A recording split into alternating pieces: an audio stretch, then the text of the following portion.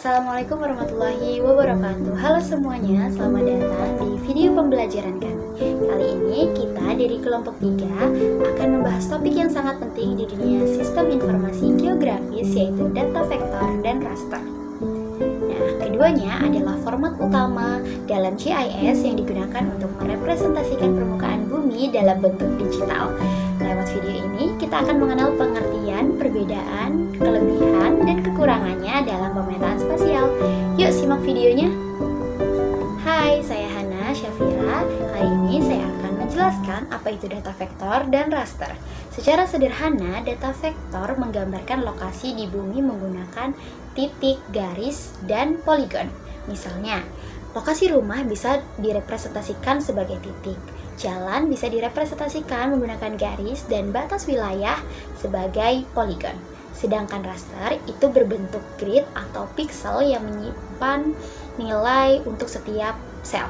Cocok banget untuk data seperti suhu, curah hujan, dan citra satelit. Jadi, vektor lebih pas buat data yang tegas batasnya, sedangkan raster lebih cocok untuk fenomena yang berubah secara perlahan. Dalam dunia vektor ada 3 jenis utama. Yang pertama itu ada titik atau bisa disebut poin, digunakan untuk lokasi tunggal seperti sumur atau menara. Nah, yang kedua itu ada garis atau bisa disebut line, contohnya sungai, jalan, atau batas administrasi.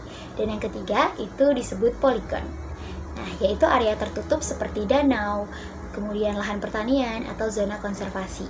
Nah, setiap jenisnya punya fungsi sendiri dalam menggambarkan kondisi permukaan bumi secara detail dan matematis. Baik, saya di sini Philip Mart akan menjelaskan jenis-jenis data raster.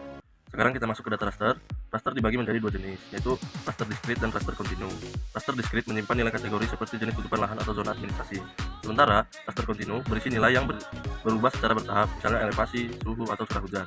Jadi setiap pixel dalam raster punya nilai yang menggambarkan kondisi di lokasi tersebut. Semakin kecil ukuran pixel, semakin tinggi pula resolusinya.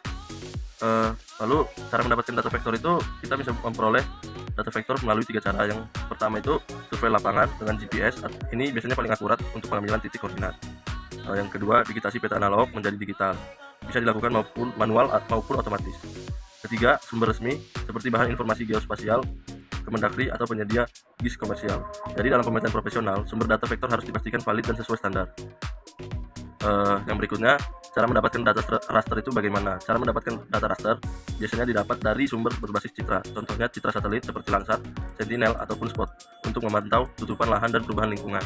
Selain itu, ada juga foto udara dari drone atau pesawat untuk area kecil yang butuh detail tinggi. Dan yang terakhir, model digital elevasi atau yang biasa kita sebut DEM yang dibuat dari sensor, lidar, atau radar untuk mendapatkan data ketinggian yang akurat. Semua sumber ini sangat penting dalam analisis spasial modern. Kenalin, aku Jolie Artamevia. Jadi di sini aku bakal jelasin tentang bagian kelebihan dan kekurangan data vektor, lalu ada kelebihan dan kekurangan data raster. Nah, jadi yang pertama kita bahas apa dulu nih? Tentu tentang kelebihan data vektor dulu lah ya.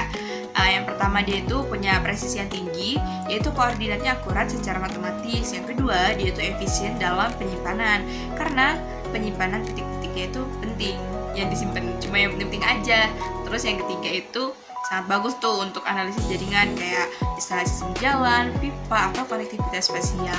Jadi kalau misalnya kalian butuh analisis yang ketepatan posisinya akurat, nah data vektor ini cocok banget jadi pilihan terbaik. Tapi tentu aja ya, data vektor itu tetap punya keterbatasan. Strukturnya itu cukup kompleks, jadi butuh validasi topologi yang teliti. Nah, selain itu, vektor itu kurang efektif untuk fenomena yang bersifat kontinu, seperti seperti suhu atau kelembapan.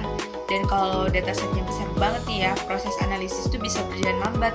Makanya pemilihan tipe datanya itu harus sesuai ya dengan tujuan analisisnya. Nah, yang selanjutnya itu ada kelebihan dan kekurangan dari data raster. Data raster itu juga punya keunggulan tersendiri ya, yaitu strukturnya itu sederhana dan ideal untuk operasi matematis atau analisis statistik. Nah, raster ini sangat cocok nih untuk menggambarkan fenomena alam seperti elevasi dan curah hujan.